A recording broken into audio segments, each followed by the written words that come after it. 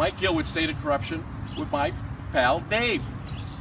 Dave got an eviction notice. Remember we told you about it. A sheriff served him. A police officer served him. And it came from Erin Reno. Wow.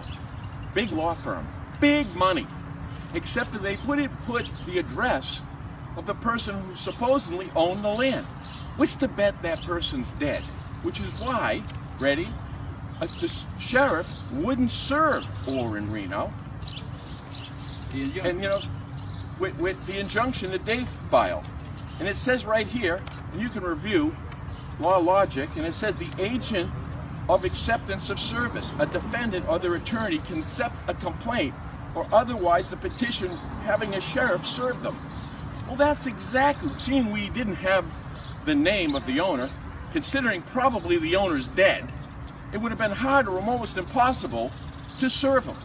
So we served the law firm that served Dave. But what's the bet the sheriff said, whatever you do, don't serve us, don't put us part of this criminality. Right. Now, let's look at the laws of possession of the land in New Hampshire. Dave has lived on this property going on 22 years. No one's told him to get off. No one posted it to get off.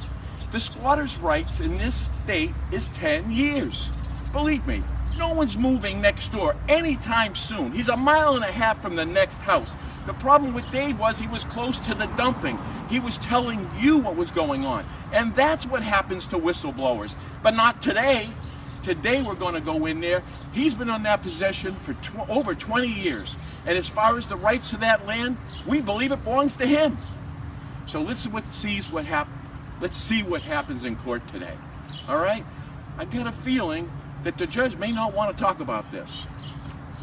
Okay. We'll let you know shortly how it all works out. Thanks. If you would raise your right hand for me, please. Ms. Berry, that the testimony or statements you give today will be the truth, the whole truth, and nothing but the truth. I so affirm. Okay, so I read the petition and I understood from the gentleman who's with you that you believe that Mr. Giles is deceased. Is that right? I had no idea. I've never met him. What's your deal with the eviction? The sheriff's department and one Canterbury police officer. Do you have that on notice? Yes, ma'am. Can I see it, please? So, Mr. Lidstone, you have not served anybody then with this lawsuit that you Yes, ma'am. We have served an injunction, but on the eviction notice, there is no address. It just put the man's name and that's it. So we had no idea. So I wanted to serve with Erin Reno, but the sheriff's department said they absolutely refused. I asked 3 times, and the third time I insisted, and I'm paid. So, you know, please, and they refused. Hang on. Can I call Mike as an expert witness? Oh, Jesus.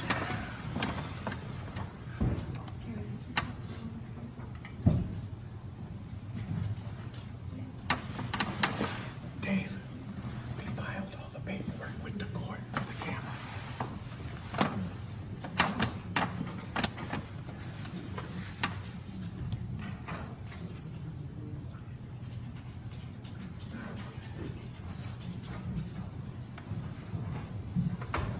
Dave, can I call Mike as an expert witness? Please. I want to commit suicide. Tell me your name again, sir. David Lidstone, L-I-D-S-T-O-N-E. They spelled it wrong. I was actually talking to the gentleman behind you who's here Oh, with you. Mike Gill? What's my name? Yeah, Mike Gill. Mike Gill. So, Mr. Gill, I understand that you're recording this? Dave filed the next necessary paperwork in the court requesting a camera. And we've done this process, I've done 100 different times. So, what was your first name? What's my what? First name. Michael. And so, are you recording it, video recording it, or are you audio recording it? Video and audio. All right. And- You have my permission to do that. Thank you, Your Honor. As long as it doesn't interfere with the process. I won't. And I'm going to tell you this, Mr. Lidstone is pro se.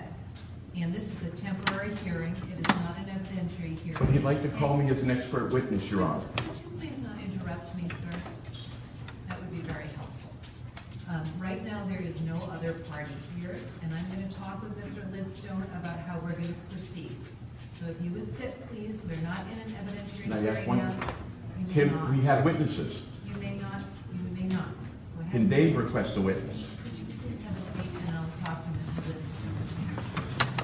Mr. Lidstone, this was, January 7th. yeah.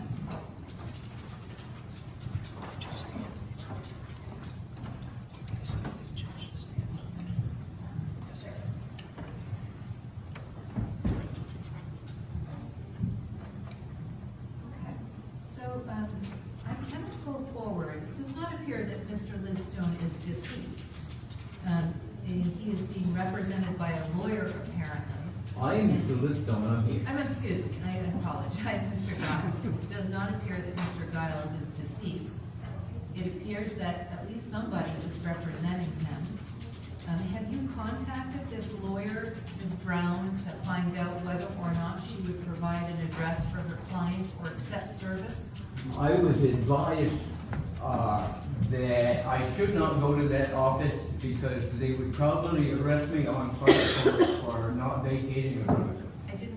What I asked you was whether you contacted her. Did you call her on the telephone or try to make any contact with her? I made no attempt to Okay. find her. I attempted to have the sheriff's department take a copy of the injunction to the office. Did you go to did you call the town office or go to the town office to see whether or not there was an address of record for Mr. Giles? Yes, ma'am. And what was the, They refused to give it to me because they're the ones that instituted the eviction notice to start with. It does not appear to me that, that it was instituted by Canterbury. It appears to me that it was instituted, and the process doesn't, this has not started an eviction process. This is giving you notice, which a landowner is required to do. And as I understand it, what you told me in your petition is that you believe you have some entitlement to stay there because you've been there for 20+ years. And it's within the jurisdiction of this court to decide issues of title. It would be your burden to prove an adverse possession claim, which is what it's called. But I can't go forward until the other party has been served. There are times when it's difficult to serve somebody because either you can't find them or they won't accept service. And then there are other means by which that can happen. But in the first instance, these orders of notice have to go to the person who owns the property.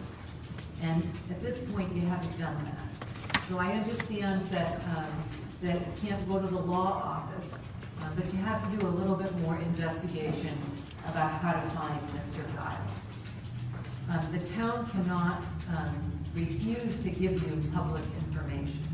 So I'm not going to hear this case today. I'm not going to do anything. I'm going to give you another date to try to serve Mr. Giles. If you've made a genuine effort and a complete effort to locate him and you can't find him, then we can come back and you can do publication by newspaper or something. But before I can do anything that will affect somebody's, potentially affect somebody's property or their rights, I need to make sure that they're here or that we've done our best to get them here. Okay? The eviction notice is immediate eviction. It does. So let me, that scares me. Yeah. Because I've been there 21 years and I'm 76. yep. So let me tell you this, that, that in order for somebody, if somebody is lawfully on a property, and they're going to be evicted, it's not this court, it's the circuit court that deals with evictions. So they could file something in the circuit court saying get off the property, or they could file something saying that you're trespassing to get off the property. But then if there's an issue of title in that process, it can come back to this court, for this court to decide who has the rights to this property. But, my suggestion to you is that you find some assistance, find some help to communicate with this lawyer. And I can see your assistant back there shaking his said, and I want to tell you, you get more with honey than you do. I've got an ad for 10 million, can't get an attorney. And so. 10 million. I would go to legal services and see if you can get some help there. I would call this lawyer and find out what their plan is and be polite and respectful and talk with them about your rights and see whether or not she will, what's called accept service on behalf of her client. And that means a lawyer will say, yes, send me the papers, I will accept service, and then that process starts, okay? So, in other words, if the sheriff shows up at my door next week, can they remove it? Well. Basically, what that says, I'm breaking the law right now. Yeah, that's right. And I don't know if they'll do that, but if I were you, I would call this woman and say, I have filed something with the Superior Court about whether or not I'm entitled to stay on this property, and I would like you to accept service and see if she will do that on behalf of Mr. Giles. Doing that, you can avoid the cost of the sheriff. If she'll do it, then you can come back here and if a trespass charge, which is what you're talking about, is somebody being on the property without being entitled to be there.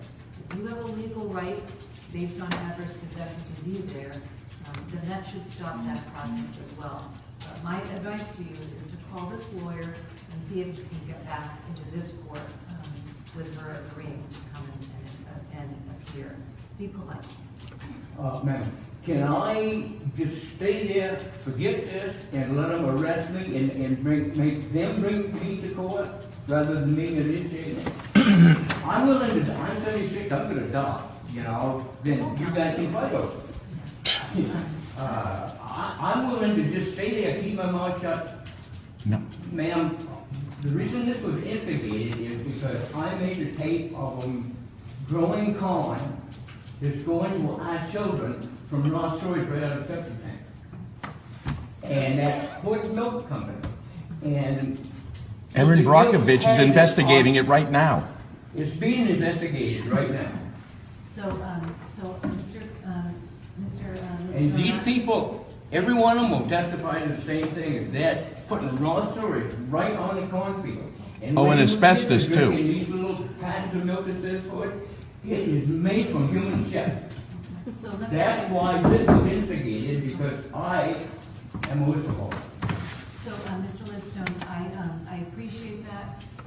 The issue for me, if it comes to this court, is whether or not you are entitled to live there, to stay there. And I can hear the evidence once we have another party here who can defend their title to this property, but you have to get service to them. I insisted to the office down there. I said, I'll pay. I want you to serve this with Erin Brokovich. You have to find him. He doesn't live in Erin. You have to serve him, not his lawyer. You may not even, we don't even know who it is. That's my The people in Canada who have lived there all their lives never heard of it. You have to find out. At the very least, that gentleman is paying taxes, and there is an address and public record. You also, there's probably a deed. You can go to the registry and figure out who owns it, but you have to make an effort to do it. Well, we have the tax map. The tax map actually listed as in contention. Okay. All right, so I'm gonna give you some more time to serve him. We're gonna send out new orders of notice with a new hearing date in order for you to be able to do that. If you have exhausted all possibilities of finding him, if his lawyer won't accept service, then file something asking for publication by newspaper, and we'll go that route possibly, but you have to make an effort to find this gentleman and put the paperwork in his possession so he knows what's going on. Okay? Your Honor, I just don't understand why it's my responsibility to go find the guy. Because you're starting the lawsuit. I did not start the lawsuit. Get the lawyer accepted? This lawsuit is what I'm talking about. This petition is what I'm talking about. You're asking me for relief that would affect the rights of somebody else, potentially. Their lawyer can accept service. Sir. Because you have started it, it's your responsibility, not to serve the lawyer, to serve him. He's the property owner, okay? Thank This is you. the best I can. I'm an old stump jockey, this is all new to me. Yeah. Thank you. Yeah.